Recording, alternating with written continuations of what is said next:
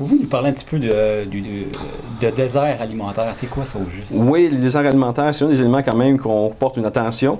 Quand on parle de sécurité alimentaire, quand on fait une référence à un désert alimentaire, il y a deux aspects qu'on prend en considération. C'est la distance qui sépare une personne ou son habitation d'un point d'alimentation. Bref, qu'est-ce qu'on considère par un point d'alimentation? Ça va être, est-ce que c'est une épicerie, un dépanneur? Principalement, c'est quelque chose qui va t'offrir des biens alimentaires qui vont te permettre d'avoir quelque chose comme respectueux du guide alimentaire canadien. Fait qu'un dépanneur, oui, tu as accès à des pains, tu as accès à du lait, mais est-ce que tu as accès à beaucoup de viande, est-ce que tu as accès à beaucoup de légumes? C'est tout à déterminer de ce côté-là. Fait que je sais que le point de vue des aires alimentaires dans un milieu urbain, il qualifie à une distance de 1 km ou plus, c'est dans un désert alimentaire. Dans le milieu rural, c'est 16 km ou plus. Donc, c'est sûr, de notre côté, on a une attention particulière de cibler les déserts alimentaires. Puis, il y a aussi l'indice de développement socio-économique. Donc, principalement, il y a une échelle de 5. En Gaspésie, il y a beaucoup de secteurs qui sont à l'échelon 5. Dans la MRC de Bonaventure, il y en a quand même plusieurs aussi.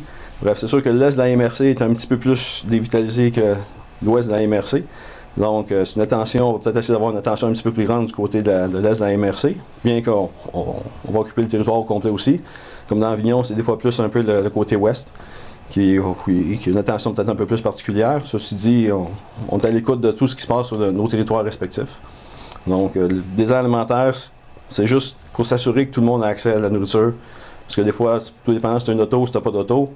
Si tu es à 8 km mais tu n'as pas d'auto, tu as un déficit alimentaire ou tu as une complexité un peu plus grande pour avoir accès à des aliments sains. Bref, c'est quelque chose qu'on essaie de prendre en considération. Mais la Gaspésie, il y a beaucoup plus une mixité sociale. Ça fait en sorte que c'est plus comme des quartiers plus défavorisés. Des fois, tu peux avoir sur la même rang ou sur la même route des gens plus riches, des gens plus pauvres. Fait que ça à prendre en considération. On a un focus sur les déserts alimentaires, mais en même temps, on analyse un peu le cas par cas aussi.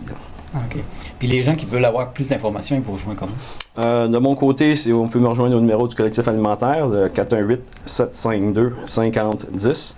J'ai aussi une adresse courriel. Nourrir notre monde, c'est nnmbonaventure@gmail.com. Donc 2 N, 1 M, en commercial. Donc pas en commercial, excusez.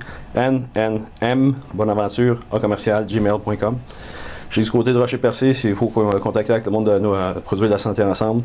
Comme on disait, Christophe Turcotte du côté de BDCAS, du côté d'Avignon. Puis vous allez entendre parler de nous aussi pour notamment mettre en place des consultations dans nos secteurs d'Avignon-Bonaventure. Puis Rocher-Percé, ils continuent le bon travail de leur côté.